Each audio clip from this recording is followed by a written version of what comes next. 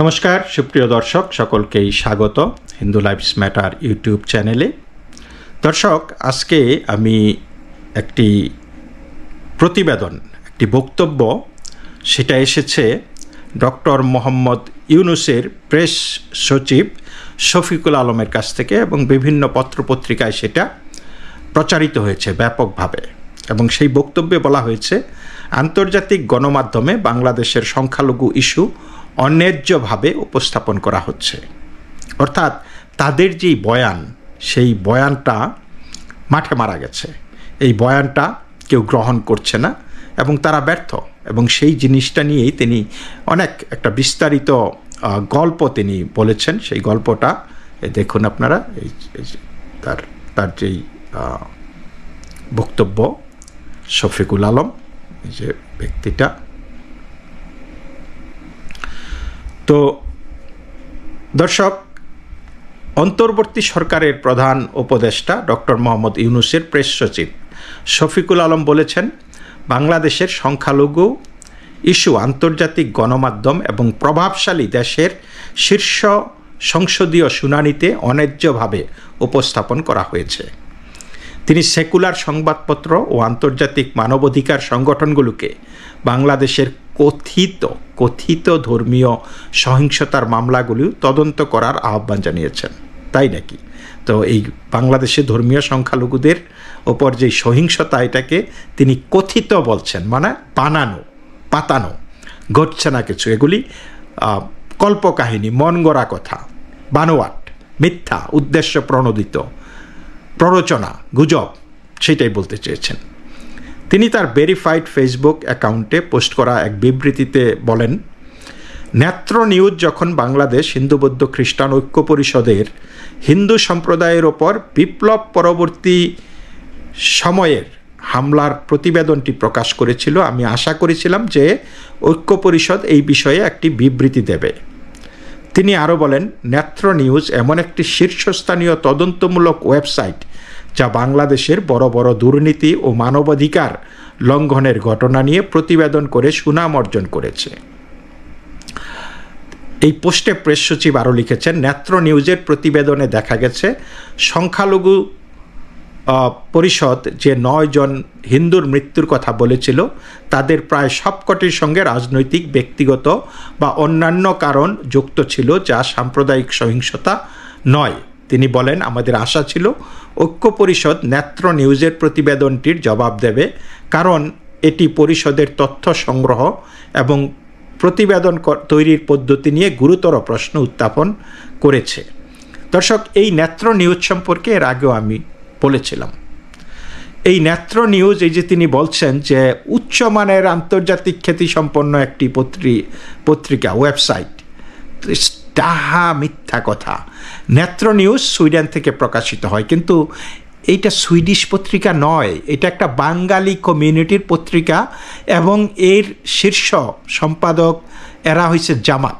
এটা জামাত পরিচালিত একটি ওয়েবসাইট, মানে ওয়েব পোর্টাল আর কি, ওইটাই বলে নিউজ পেপার। এখন তো আর কাগজের খবর কেউ পড়ে না, এখন ওয়েবসাইট চালায়। তো এইটা পুরাটাই আপনারা নেত্র নিউজ আপনারা যান, গুগল করেন, দেখেন এর যেই নিউজগুলি তারা কভার করে, দেখেন তারা কারা, তাদের পরিচয়টা কি, তারা কি গুজব ছড়ায়। তারা বলতেছে যে এই বাংলাদেশের সংখ্যালঘুদের উপর নির্যাতন গুজব, তারা নিজেরাই সবচাইতে বড় গুজব সৃষ্টিকারী। আপনারা তাদের ওয়েবসাইটটা জাস্ট দেখেন। অথচ এই যেহেতু এটা এই সুইডেন থেকে প্রকাশিত হচ্ছে, সুতরাং এইটাকে তারা বিদেশি মিডিয়া বলে চালাচ্ছে। যেমন এই যে ভয়েস অফ আমেরিকাতে গত কয়েকদিন আগে জরিপ হয়েছে, আপনারা দেখেছেন, 92.3% মুসলমানদেরকে প্রশ্ন করা হয়েছিল হিন্দুরা ভালো আছে কিনা, এবং সব জবাবে বলেছে যে 64% মানুষ মনে করে যে হিন্দুরা বাংলাদেশে আগের সরকারের চাইতে ভালো আছে।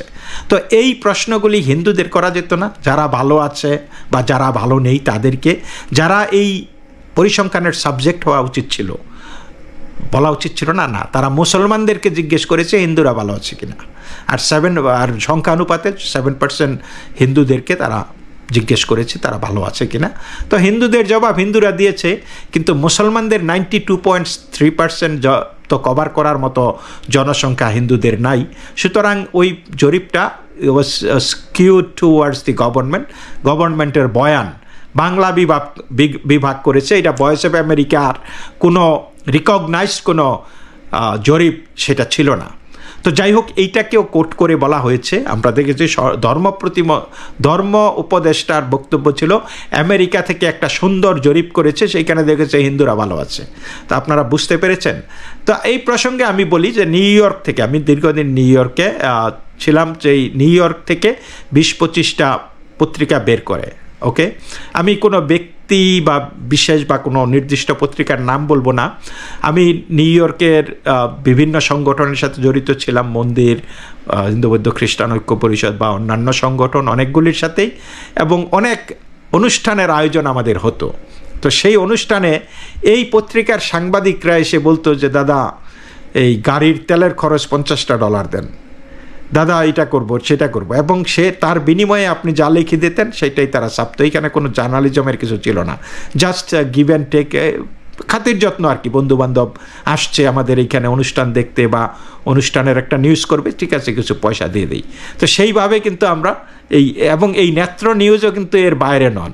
বাঙালি কমিউনিটিতে যারা পত্রিকা চালায় তারা কিন্তু এইভাবেই চলে, এইভাবেই এই দিক সেদিকে 50-60টা 100টা দোকান আছে বা ব্যবসায়ী আছে, বন্ধুবান্ধব আছে, বা মিটিং মিছিল করে সবাই যে আচ্ছা আপনাদের এটা কভার করে দেবো, আপনারা একটু খরচ টরচ দিয়ে দিন।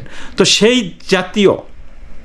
সেই জাতীয় মিডিয়া যখন কোনো কিছু করে এবং মন গড়া, বিশেষ করে জামাত তো মন গড়াই করবে, নেত্র নিউজ টোটালি একটা রাইট উইং ইসলামিস্ট একটা পত্রিকা এবং বাংলাদেশের মানুষের দ্বারা পরিচালিত। বাংলাদেশের মানুষ কে যে কত ভালো এটা আমাদের বোঝা হয়ে গেছে, আমরা ডক্টর ইউনূসকে দিয়ে সেটা আন্দাজ করতে পারি। সুতরাং তারা যখন একটা নিউজ করে সেইটাকে যখন সরকার মানে আঁকড়ে ধরে, তখন বোঝা যায় যে সরকারের অবস্থা কত নড়বড়ে, সরকারের মোরাল যেই কম্পাসটা এটা কত নিম্নমানের সেটা কিন্তু স্পষ্ট বোঝা যায়। তো যাই হোক, আপনারা নেত্র নিউজটা একটু দেখে ঘুরে আসবেন, বুঝবেন। এরপরে আমার আর এত কিছু বলার দরকার পড়বে না। প্রেস সচিব আরও বলেন, ঐক্য পরিষদ এবছর জুলাই মাসে বাংলাদেশের সংখ্যালঘুদের উপর হামলার বিষয়ে আরেকটি বিতর্কিত প্রতিবেদন প্রকাশ করেছিল। শফিকুল আলম বলেন, তারা বলেছিল 2023-24 অর্থ বছরে অন্তত 45 জন সংখ্যালঘু নিহত হয়েছেন। আবার প্রতিবেদনটি বাংলাদেশের সংবাদপত্রগুলোর প্রথম এবং শেষ পাতায় প্রকাশ হয়েছিল। ঐক্য পরিষদের এমন দাবির সত্যতা নিয়ে গুরুতর প্রশ্ন থাকা সত্ত্বেও কোনো গণমাধ্যমই তা চ্যালেঞ্জ করেনি। তো তাই নাকি? এখন তো গণমাধ্যমে কোনো সংবাদ ছাপাও কঠিন, কারণ আপনারা যেটা ভাল লাগে সেই বয়ানই করতে হবে। যেই বয়ান করবে না সেই বয়ানের বিরুদ্ধেই আপনার সেই পত্রিকার বিরুদ্ধে বিক্ষোভ হবে, জ্বালাও পোড়াও চলবে, সাংবাদিককে গ্রেপ্তার করা হবে, প্রেস অ্যাক্রেডিটেশন কেড়ে নেওয়া হবে, আরও কত কিছু হচ্ছে বাংলাদেশে। এবং এটা নিয়ে কিন্তু আমরা দেখেছি সিপিজে, তারপরে প্যান ইন্টারন্যাশনাল, তারপরে তারা এই জার্নালিস্ট উইদাউট বর্ডার, তারা কিন্তু প্রতিবাদ জানিয়েছে। সারা বিশ্বব্যাপী কিন্তু এটা নিয়ে কথা হচ্ছে যে বাংলাদেশে সংবাদপত্র বা মিডিয়ার স্বাধীনতা একেবারেই নাই। এই জিনিসটা কিন্তু এখন তারা এই সংবাদপত্রকে দুষতেছে, মিডিয়াকে দুষতেছে, কেন সেই জিনিসগুলি নিয়ে সংবাদপত্র বা মিডিয়া কোনো প্রশ্ন তোলেনি। কিন্তু এইটাও তো সত্য যে বাংলাদেশে অত্যাচারিত হচ্ছে হিন্দুরা, এটা তো অস্বীকার করার কোনো সুযোগ নাই। তিনি আরও বলেছেন যে দেশের বৃহত্তম মানবাধিকার সংগঠন আইন ও সালিশ কেন্দ্রের মতে 2023 সালে সংখ্যালঘু বিরোধী সহিংসতায় কেউ নিহত হয়নি এবং এই বছর মাত্র 2 জন নিহত হয়েছে। আইন ও সালিশ কেন্দ্র একটি সেকুলার ধর্মনিরপেক্ষ গ্রুপ, বছরের পর বছর ধরে, যেটির নেতৃত্বে ছিলেন আওয়ামী লীগের একজন অপরাধ স্বীকারকারী। এর বর্তমান চেয়ারম্যান হলেন মানবাধিকারবাদী আইনজীবী জেড.আই খান পান্না, যিনি স্থানীয় মিডিয়াকে বলেছেন যে তিনি বিচারে গণহত্যাকারী শেখ হাসিনাকে রক্ষা করতে আগ্রহী হবেন। শফিকুল আলম বলেন, ঐক্য পরিষদের প্রতিবেদনগুলোর সুদূর প্রসারী প্রভাব রয়েছে। সম্প্রতি একজন ব্রিটিশ সদস্য বাংলাদেশের সংখ্যালঘুদের উপর হামলা নিয়ে কথা বলার সময় ঐক্য পরিষদের প্রতিবেদন উদ্ধৃত করেছিলেন। তিনি বলেন, হিন্দুদের উপর বিপ্লব পরবর্তী হামলার প্রতিবেদনটি সোশ্যাল মিডিয়ায় 11 মিলিয়নেরও বেশিবার দেখা হয়েছে। শফিকুল আলম আরও বলেন, আমাদের জানা মতে শক্তিশালী এবং সম্পদশালী হিন্দু আমেরিকান গোষ্ঠী, ভারতীয় জাতীয় ও আঞ্চলিক সংবাদপত্র এবং শীর্ষ ভারতীয় বিশ্লেষকেরা এই প্রতিবেদন উদ্ধৃত করে বাংলাদেশে সংখ্যালঘুদের অবস্থা তুলে ধরেন। বিশেষজ্ঞরা বলেছেন, সংখ্যালঘু বিরোধী সহিংসতা নিয়ে মিথ্যা তথ্য ছড়ানোর ক্ষেত্রে ঐক্য পরিষদের প্রতিবেদনগুলি সবচাইতে বড় উৎস। শফিকুল আলম আরও বলেন, বাংলাদেশে সংখ্যালঘুদের বিরুদ্ধে সহিংসতা ঘটে। সাম্প্রদায়িক সম্প্রীতির ক্ষেত্রে আমরা এখনও আদর্শ দেশ হতে পারিনি। ধর্মীয়ভাবে আপত্তিকর ফেসবুক পোস্টের কারণে সহিংসতার ঘটনাও ঘটে। কিছু প্রান্তিক গোষ্ঠী ও ব্যক্তি প্রায়শই সংখ্যালঘুদের বিরুদ্ধে ঘৃণা ছড়ায়। তিনি বলেন, সাম্প্রতিক সপ্তাহগুলোয় ধর্মীয়ভাবে সংঘটিত ঘটনার সময় মানুষকে শান্ত থাকতে অন্তর্বর্তী সরকার রাজনৈতিক, ধর্মীয় ও সুশীল সমাজের নেতাদের দ্বারা বৃহত্তরের চেষ্টা চালানো হয়েছে। এ সময় তাদের মধ্যে কেউ কেউ এই ঘটনাগুলোয় অসাধারণ রাজনৈতিক পরিপক্কতা দেখিয়েছে। তিনি বলেন, ঐক্য পরিষদের প্রতিবেদনগুলো পরিকল্পিতভাবে সংখ্যালঘুদের বিরুদ্ধে সংঘটিত সহিংসতার ঘটনাগুলি বাড়িয়ে দেখিয়েছে। তো এখন তিনি বললেন যে ধনী হিন্দুরা বিদেশে অবস্থানকারী ভারতীয় গণমাধ্যম বা হিন্দু যারা নাকি বিশ্লেষক আছেন, তারা এই ঐক্য পরিষদের তথ্য নিয়ে এটা ফুলিয়ে ফাঁপিয়ে বলছে এবং ঐক্য পরিষদের তথ্য নিয়ে বিদেশি রাষ্ট্র কথা বলছে। তো তিনি আবার স্বীকার করেছেন যে বাংলাদেশে এই ধর্মীয় সহিংসতা কিছুটা হয়, তারপরে গুজব ছড়ানো হয়, অনেকেই গুজব ছড়িয়ে এটা করে। কিন্তু আমরা দেখেছি গুজব ছড়িয়ে যারা করে তাদেরকে তো গ্রেপ্তার করা হয় না। যার নামে গুজব ছড়ানো হয় তাকে ডিজিটাল নিরাপত্তা আইনে গ্রেপ্তার করা হয়, ধর্ম অবমাননার আইনে গ্রেপ্তার করা হয়। কিন্তু যারা গুজব ছড়ান, যারা নাকি গুজব ছড়িয়ে আক্রমণ করেন, এই যে যেদিন তারা তথাকথিত জাতীয় ঐক্যের সংলাপ করলেন, সেই মুহূর্তে সংলাপ চলাকালীন সুনামগঞ্জের 100টি হিন্দু বাড়িতে আক্রমণ, মন্দিরে আক্রমণ, 80টির মতো দোকানপাট ভাঙচুর, লুটপাট হয়ে গেল। আমরা কি গ্রেপ্তার দেখেছি? বা নিয়মিত যেই হারে এই যে স্লোগান দেওয়া হয়, 1-2টা ইস্কন ধরো, দৈরা দৈরা জবাই করো, আমরা কি দেখেছি কোনো গ্রেপ্তার? সেই ফরহাদ মাজারের মতো কেন গ্রেপ্তার করা হয়নি? আমরা জাতীয় পতাকার ওপর দাঁড়িয়ে নামাজ পড়তে দেখেছি, আমরা জাতীয় পতাকার ওপর কালেমার পতাকা, আইসিসের পতাকা লাগিয়ে মিছিল করতে দেখেছি পুলিশের সামনে, মিলিটারির সামনে। আমরা তো কোনো গ্রেপ্তার দেখিনি। বাংলাদেশে যদি কোনো কিছু অসামঞ্জস্যপূর্ণ হয়, সরকার বেআইনি হয়, সেটা সরকার ভাঙচুর করবে, সরকার দেখভাল করবে। কিন্তু আমরা দেখেছি মিলিটারি, পুলিশ দাঁড়িয়ে থেকে পাহারা দিয়ে উন্মত্ত জনতাকে দিয়ে মূর্তি ভাঙচুর করিয়েছে, ভাস্কর্য ভাঙচুর করিয়েছে, প্রতিকৃতি ভাঙচুর করিয়েছে, স্থাপনা ভাঙচুর করিয়েছে, অগ্নিসংযোগ করিয়েছে। সেইখানে তো কোনো গ্রেপ্তার দেখিনি। মাজার ভাঙচুর করিয়েছে, আমরা সেখানে পুলিশ মিলিটারি দাঁড়ানো ছিল, সেই উন্মত্ত জনতাকে তারা বাধা দেয়নি, বরং তাদেরকে প্রোটেকশন দিয়েছে। তাহলে আমরা বলবো যে এই সরকারের উদ্দেশ্য কি? এই সরকার যত সাফাই গাক, এই সরকারের কি মোরাল কোনো বেস আছে কিনা? এই সরকার মোটেও একটা ভালো সুস্থ সরকার নয়। এই সরকার একটা চরম স্বৈরাচারী সরকার, ফেসিস্ট সরকার। অথচ তারা বলতেছে যে তারা ফেসিস্টদেরকে উৎখাত করেছে। ঠিক এই সরকারকে। প্রেস সচিব বলেন, আমরা আশা করি শীর্ষস্থানীয় সেকুলার এবং উদারপন্থী সংবাদ মাধ্যমগুলো সংখ্যালঘুদের বিরুদ্ধে কথিত সহিংসতার ঘটনাগুলি নিয়ে তাদের নিজস্ব তদন্ত করবে। এবং এই যে কথায় কথায় কথিত বলে বলে তারা নিজেরাই কিন্তু কথিত হয়ে যাচ্ছেন এবং সারা বিশ্বব্যাপী দেখছে যে তারা যে কথিত হয়ে যাচ্ছে। আমি আশা করি আন্তর্জাতিক মানবাধিকার সংস্থাগুলিও, যেমন হিউম্যান রাইটস ওয়াচ এবং অ্যামনেস্টি ইন্টারন্যাশনাল, একই ধরনের তদন্ত করবে। তো দর্শক, এই যে বাংলাদেশে যে শত শত বিদেশি এমবেসি আছে, বিভিন্ন সংস্থার প্রতিনিধিরা কাজ করতেছে, তারা কি সবাই বোধাই? তারা কি দেখে না বাংলাদেশে কি করতেছে? আপনি তাদেরকে পরামর্শ দিতেছেন, ওকে, ওয়েলকাম দেন, আপনারা একচ্ছত্র দেন, অ্যাক্সেস দেন, তাদেরকে যেতে দেন। আপনারা তো বাংলাদেশের সংবাদপত্রকেই তো আপনারা স্বাধীনতা দিচ্ছেন না, আপনারা বিদেশিদেরকে আপনারা গাইড করবেন, আপনারা ম্যানিপুলেট করবেন, আপনারা কন্ট্রোল করে এই জায়গায় সেই জায়গায় নিয়ে গিয়ে একটা সম্প্রীতির বার্তা দিবেন, অথবা কন্ট্রোল না করলেও তাদের সাথে সাথে থাকবেন যাতে মানুষ কথা বলতে না পারে।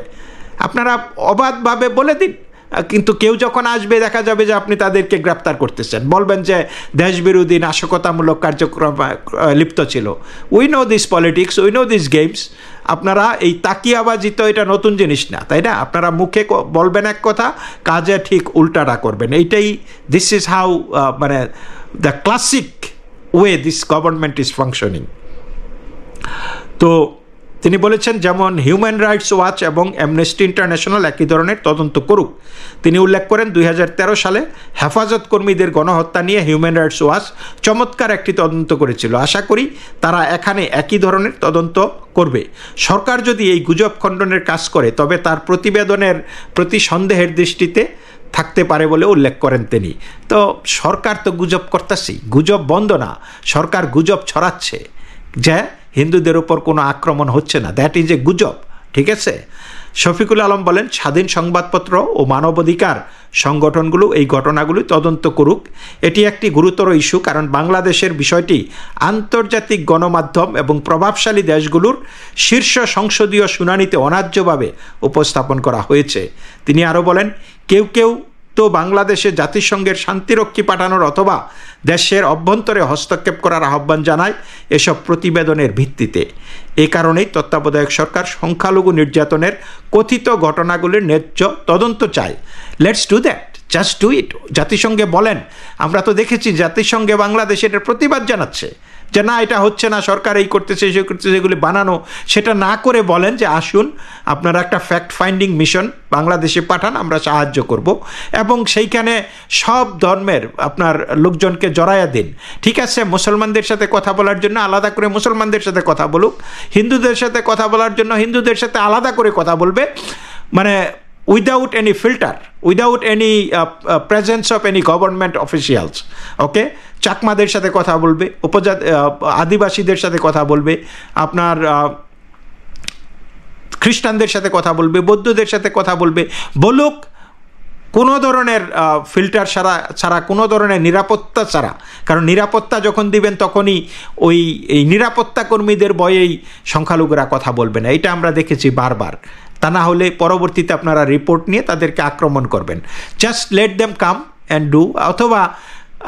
বিদেশ থেকেও তারা যোগাযোগ করতে পারে, তারা নানান অনেক পদ্ধতি আছে, বাট সরকার সেই দাবিটা করুক। সরকার বলে আপনারা এসে দেখে যান, আপনারা এসে দেখে যান, এই পর্যন্তই। কিন্তু দেখে যাওয়ার জন্য যেই ব্যবস্থা সেইটাও তারা হাতে নেই। কারণ আমি মনে করি যে এই পুরা জিনিসটাই বিভ্রান্তি করার জন্য, বিভ্রান্তি সৃষ্টির জন্য। এই যে জাতীয় ঐক্যমত হয়েছে না, এটা কিভাবে হিন্দুদেরকে নিষ্পেষিত করা যায়, হিন্দুদের যেই ন্যায্য দাবি দেওয়া এগুলিকে অবদমিত করে রাখা যায়, হিন্দুদের মুখ যাতে স্তব্ধ করে যায়, বিশ্বের কাছ থেকে যাতে দৃষ্টি আড়াল করা যায়, এটা একটা নাটক, আর কিচ্ছু না। তো দর্শক, এই পর্যন্তই। সকলেই ভালো থাকবেন।